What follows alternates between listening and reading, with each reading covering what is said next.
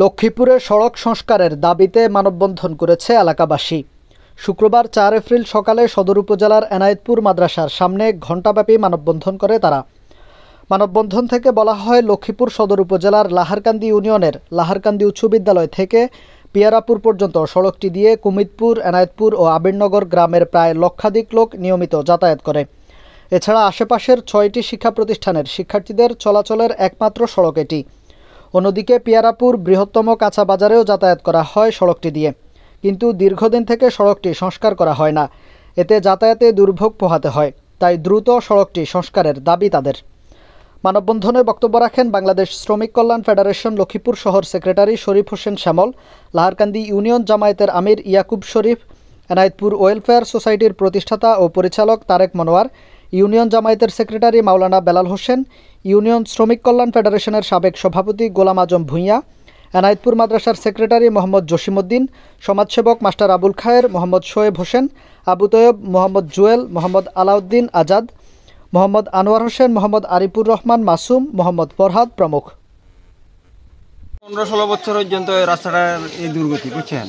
Laharkandi high school, প্রাথমিক বিদ্যালয়, এনায়েতপুর মাদ্রাসা, হাবিবপুর নুরানি মাদ্রাসা, এই সমস্ত স্কুল মাদ্রাসার ছাত্ররা আসতে যেতে পারছে না, বহুত কষ্ট হইতেছে। এবং ধুলাবালি এই অবস্থায় বাড়িতে আবার গোসল করতে হয়, বুঝছেন।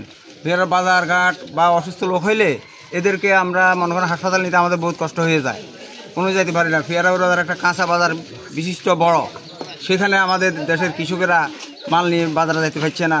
রোড ঘাট নষ্ট, বা অনেক সময় দেখা যায় গাড়ি উল্টিয়ে পড়ে যায়, এমন অবস্থা। রোড ঘাটে দিয়ে কেউ তাকাও না, সরকারি বেসরকারি কেউ চায় না, বুঝছেন। তো আমরা এই অবস্থায় আমরা আজকে মানববন্ধন করছি, যেন সরকার আমাদের প্রতি দৃষ্টি আকর্ষণ করে, আমাদের রাস্তাটা যেন কোনো মেরামত করে দেয়। লক্ষ্মীপুর এবং রামগঞ্জে যে মহাসড়কটা আছে, ওটা বিকল্প এই সড়কটা।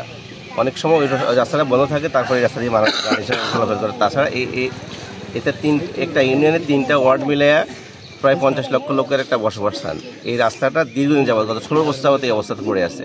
আমরা চাচ্ছি যত দ্রুত সম্ভব এই রাস্তাটা মেরামত করা হোক, এবং এই দেশের এই এলাকার মানুষের অনেক কষ্ট হচ্ছে, এটুকুই আমাদের চাওয়া। ওকে। যে আজকের মানববন্ধন থেকে দৃষ্টি আকর্ষণ করছি প্রধান উপদেষ্টার, স্থানীয় প্রশাসনকে, যে বিশেষ করে ডিসি অফিস, এসপি অফিস সহ ইউএনও অফিস সহ সকলকে, এলজিডি অফিস সহ, যে আমাদের লাহারকান্দি থেকে পিয়ারাপুর বাজারের এই রাস্তাটি সংস্কার করার জন্য। আমাদের একমাত্র রাস্তা এটা। আমাদের ছেলেমেয়েদের লেখাপড়া এবং বাজারঘাট, আমাদের চিকিৎসা, মানবিক যে সমস্ত সমস্যাগুলো রয়েছে, এগুলো সংস্কারের এগুলো আদায় করার জন্য আমাদের রাস্তাটি খুবই প্রয়োজন।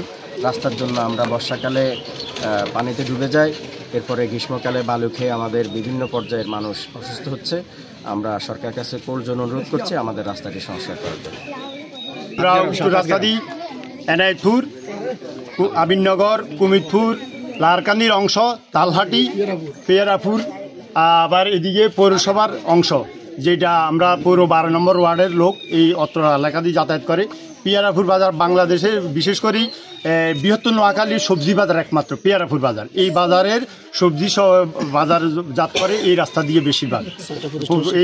এছাড়া লাহারকান্দি উচ্চ বিদ্যালয়, এই Laharkandi open heart kindergarten school and college, Enayetpur Mahmudia Dakhil Madrasa, Abirnagar technical school and college, Baishmara technical college, Piyarapur Mazharul Monir উচ্চ বিদ্যালয়ের ছাত্রছাত্রীরা প্রতিনিয়ত এখানে যাতায়াত করে। তাছাড়া অসংখ্য ছাত্রছাত্রী যারা লক্ষ্মীপুর বিশ্ববিদ্যালয় কলেজে পড়ুয়া, তারাও এই রাস্তা দিয়ে যাতায়াত করে।